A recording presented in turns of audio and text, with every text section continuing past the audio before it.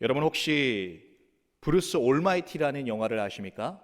2003년도에 개봉한 영화인데요. 이 짐 캐리가 주연했던 영화였습니다. 이 브루스는 뉴욕의 버펄로 지방에 있는 이 작은 방송국에서 뉴스 리포터로 있었습니다. 참 재미있고 소박한 이웃의 이야기들을 자신의 입담으로 사람들을 즐겁게 했던 사람이었습니다. 하지만 정작 자신은 늘 불행하고 늘 불만족하고 늘 불만족스러운 삶을 살아가고 있었습니다. 어느 날 브루스에게 기회가 찾아오는데요. 이 나야가라의 폭포에서 생중계를 하게 되었습니다. 하지만 공석으로 알고 있었던 앵커 자리가 자신이 싫어하고 있는 라이벌에게 돌아갔다라는 것을 깨달았을 때 수백만 명이 이 시청하는 가운데 있었지만 정신없이 그 친구에게 욕을 퍼붓게 됩니다. 브루스는 당연히 이 방송국에서 잘리게 되고요. 집에 가는 길에 설상가상으로 이 건달들을 만나게 돼서 몰매를 맞고 죽을 뻔하게 됩니다.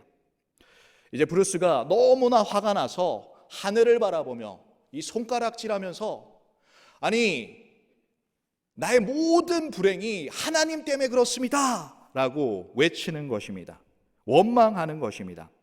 창조주 하나님께서 불평 불만 가운데 있는 브루스를 부르시고 네가 나에게 그토록 불만이라면 이제 네가 하나님 해봐 라고 말씀하는 것입니다. 브루스에게 하나님의 그 전지전능함이 생긴 것입니다. 이것으로 인해서 자신의 마음대로 이 세상을 움직이게 합니다. 또한 귓가에 수많은 사람들의 기도 소리가 들리지만 그 기도 소리를 무시하게 되고 귀 기울이지 않고 이 모든 기도를 모든 것을 들어주게 됩니다. 이것으로 해서 무슨 일들이 일어났을까요? 40만 명의 사람들이 하루에 이 복권의 1등으로 당첨되게 되고 이 1등의 금액이 17불밖에 되지 않는 상황이 됩니다. 이것으로 인해서 많은 사람들은 폭동이 일어나고 이 사회는 어려움을 겪게 됩니다. 이것으로 인해서 브루스는 내가 이 세상을 컨트롤할 수 없구나라는 것을 깨닫게 됩니다.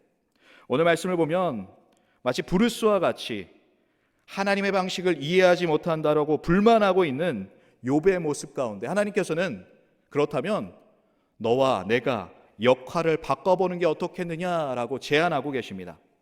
8절 말씀입니다. 네가 내 공의를 부인하느냐? 네 의를 세우려고 나를 악하다 하겠느냐? 욥은 자신이 의롭다라고 생각했습니다. 아니 의로웠습니다. 하지만 왜 의로운 나에게 하나님께서 고난을 주시는지, 왜 내가 고난 가운데 있어야 되는지를 탄식하고 있었습니다. 그러한 욥에게 하나님께서는 이제 말씀하십니다. 네가 나보다 의롭다고? 네가 나보다 의롭다면 이제는 어디 한번 네가 하나님 역할을 해봐 라고 말씀하고 있는 것입니다. 10절 말씀을 새 번역으로 보면 어디 한번 너의 위엄과 존귀와 영광과 영화를 갖추고 하나님 역할을 해보겠느냐? 라고 말씀하고 있는 것입니다. 욥이 하나님의 역할을 한다면 이 세상은 어떻게 바뀔까요? 만약에 내가 하나님이 된다면 이 세상을 어떻게 바꾸시겠습니까? 말씀 12절 말씀을 새 번역으로 보면 교만한 자들을 노려보며 내 끓어오르는 분노를 그들에게 쏟아내고 그들의 기백을 꺾어보라. 하나님께서는 욥이 생각하는 그 정의대로 그에게 그 공의를 설명해 주고 있습니다. 욥이 지금 말하기를 내가 하나님이 된다면 이 악을 즉각적으로 처벌하겠습니다. 내가 이 모든 것들을 처벌하겠습니다 라고 말했던 욥에게 그렇다면 네가 하나님이 되어서 정말로 그들을 처벌해 보아라 라고 말씀하고 있는 것입니다. 이 말씀은 13절까지 이어지는데요. 사실 욥은 21장 7절 말씀에 하나님께서 어떻게 악을 심판하지 않으십니까? 라고 탄식한 적이 있습니다. 7절 말씀입니다. 어찌하여 악인이 생존하고 장수하며 세력이 강하냐? 그들의 후손이 앞에서 그들과 함께 굳게 서고 자손이 그들의 목전에서 그러하구나.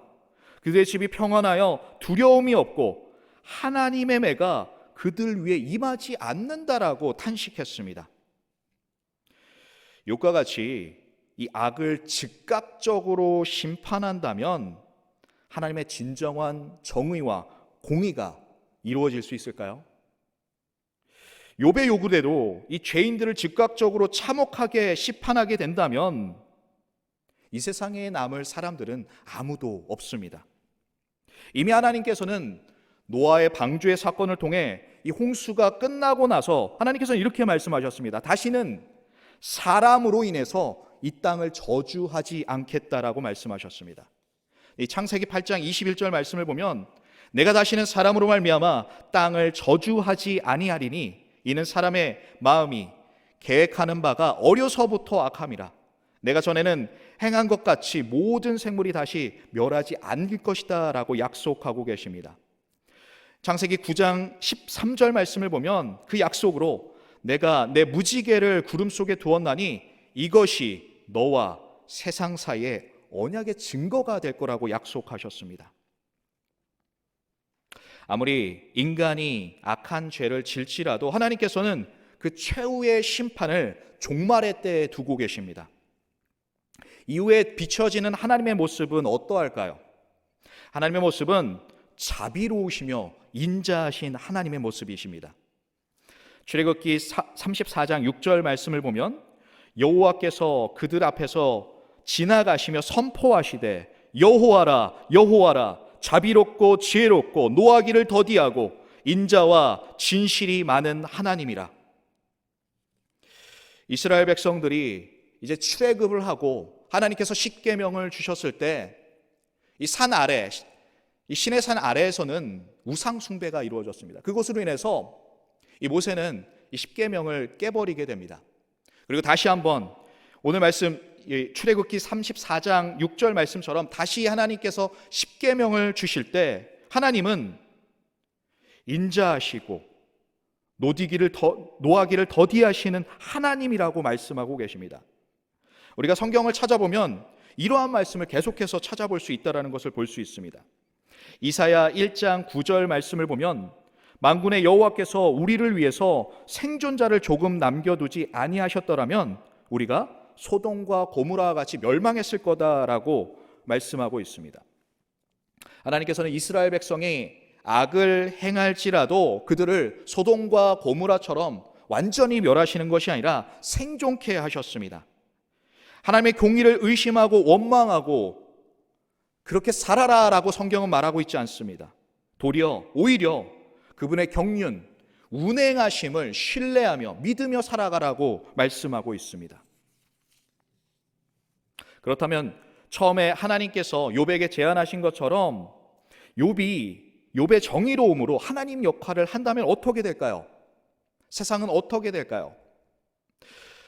하나님의 말씀은 너가 그렇게 하나님이 되어서 이 세상을 통치할 수 없다라는 것을 가르쳐주고 있습니다.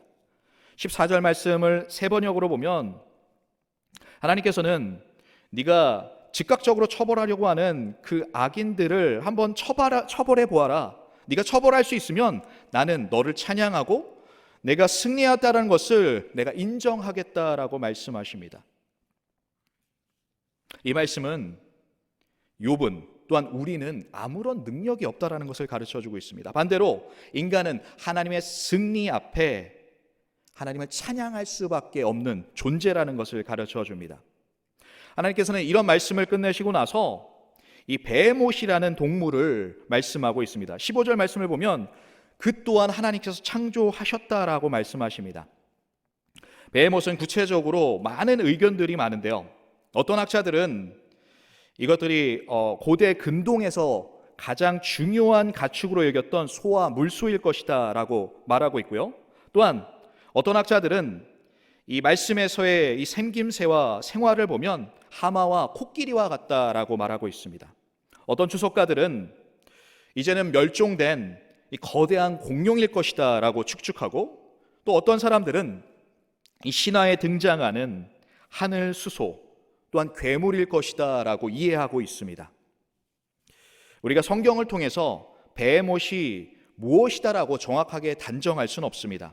하지만 성경이 말하고 있듯이 이 동물 또한 하나님께서 만드셨고 창조하셨고 하나님의 주권 아래 있다라는 것을 가르쳐주고 있습니다. 이 베헤못의 특징들을 보면 16절 말씀을 보겠습니다. 그것의 힘은 허리에 있고 그 뚝심은 배 힘줄에 있다라고 설명하고 있습니다. 또한 그 꼬리는 백향목을 휘두르는 것 같고 넓적다리의 힘줄은 서로 얽혀 있다라는 것을 설명하면서 그 동물이 얼마나 힘이 센지를 가르쳐 주고 있습니다. 18절 말씀은 그 뼈는 녹광과 같고 그 뼈는 쇠망치와 같다, 이 막대기와 같다, 새막대기와 같다라고 설명해 주고 있습니다. 하나님께서 만드신 것들 중에 이것이 으뜸이라고 19절에서 설명하고 있습니다. 왜 하나님께서는 이 베헤못을 설명하고 있을까요? 그 목적을 24절에서 말씀하고 계신데요. 그것이 눈을 뜨고 있을 때 누가 능히 잡을 수 있겠으며 갈고리로 그것의 코를 꿰 수 있겠느냐. 하나님은 엄청난 힘을 가진 이 베헤못을 설명하시면서 욥 네가 이 베헤못을 잡을 수 있겠느냐? 욥 네가 이 베헤못을 너 앞에서 순종케 할 수 있겠느냐라고 질문하고 계신 것입니다. 질문의 답은 무엇입니까? 욥은 할 수 없다라는 것입니다. 욥에게는 그러한 능력과 힘이 없다라는 것을 우리는 알고 있습니다. 하지만 하나님께서는 말씀과 같이 이 베헤못을 창조하셨고 이 베헤못 또한 하나님의 통치 안에 있다라는 것입니다. 베헤못은 하나님의 피조물에 불과하다라는 것입니다. 오늘 말씀을 통해서 하나님은 역시 하나님이라는 것을 드러내시고 인간과는 비교할 수 없는 존재라는 것을 나타내고 계십니다. 말씀을 정리해 보자면 하나님의 생각과 길은 인간의 생각과 길과는 너무나 다르십니다. 욥은 자신이 이해하지 못하는 이 고난 가운데 하나님께서 이 세상을 다스리는 방법이 너무나 불만스러웠습니다.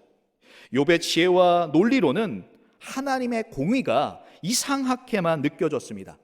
하지만 이사야 55장 9절 말씀처럼 하늘이 땅보다 높음같이 내 길은 너희의 길보다 높으며 내 생각은 너희의 생각보다 높음이니라. 아멘. 하나님의 생각과 길은 우리의 생각과 길보다 높으십니다. 우리가 이것을 인정할 때 우리는 겸손해질 수 있습니다. 우리가 겸손해질 수 있을 때 오히려 우리는 하나님을 경외할 수 있는 것입니다. 제가 아내와 결혼한 지가 이제 4년 차가 되었습니다. 제가 결혼하고 나서 당연히 자녀가 생기겠지라는 당연한 생각을 가지고 있었던 것 같습니다. 1년이 지나고 2년이 지나고 3년이 지나는데 이 당연한 것이 너무나 특별하게 느껴지기 시작하는 것입니다. 욥과 같이 하나님의 방식이 이해되지 않았고 뭔가 원망하고 마음 가운데 뭔가 하나님 이것은 아니잖아요 라는 생각이 드는 것이었습니다. 올해가 되어서 하나님께서 이제 이루시나 보다, 이제 자녀를 주시나 보다 라는 시간이 있었습니다. 하지만 그 시간이 잠깐일 뿐 유산하는 아픔을 겪게 되었습니다. 아내가 힘들어하는 모습을 보면서 저 또한 힘들어할 수밖에 없었습니다. 하나님을 다 이해할 수는 없지만 그러한 힘든 과정 가운데 저에게 하나님께서는 이 초등부라는 아이들을 보게 하셨습니다. 이 40명 정도 되는 아이들을 바라보게 하시면서 이 아이들이 저에게 영적인 자녀라는 것을 가르쳐 주셨습니다. 이 아이들을 바라보면서 아직 하나님의 사랑이 어떻게 그들에게 전해야 될지 분명하게 그들에게 전하고 있지 못하지만 하나님의 그 섬김으로 그 아이들을 사랑하려고 노력하고 있습니다. 여러분은 하나님의 방법이 이해되지 않아 불평과 불만 속에 살아가고 계십니까? 우리가 하나님을 다 이해할 수 없지만 하나님께서는 우리를 창조하셨습니다. 하나님께서 우리를 창조하셨다라는 것은 하나님께서 우리의 아버지 되신다라는 것입니다. 우리 아버지께서 우리를 너무나 잘 알고 계십니다. 그 아버지만을 신뢰하고 그 아버지만을 바라보며 살아가시는 저와 여러분 되기를 축복합니다. 기도하겠습니다. 하나님 감사합니다. 하나님의 방식이 이해되지 않을 때가 너무 많지만 저희의 짧은 지혜와 논리로 하나님을 판단하고 교만 가운데 하나님을 바라보았음을 고백합니다. 우리를 용서하여 주시옵소서. 내가 처한 상황 가운데 이해하지 못할지라도 하나님께 불만과 불평으로 살아가는 것이 아니라 나를 창조하신 하나님 아버지를 믿으며 그 아버지께서 내게 가장 좋은 것, 내게 가장 선하신 것을 계획하시고 이루실 것을 믿으며 온전한 감사로 살아갈 수 있는 우리 되게 하여 주시옵소서.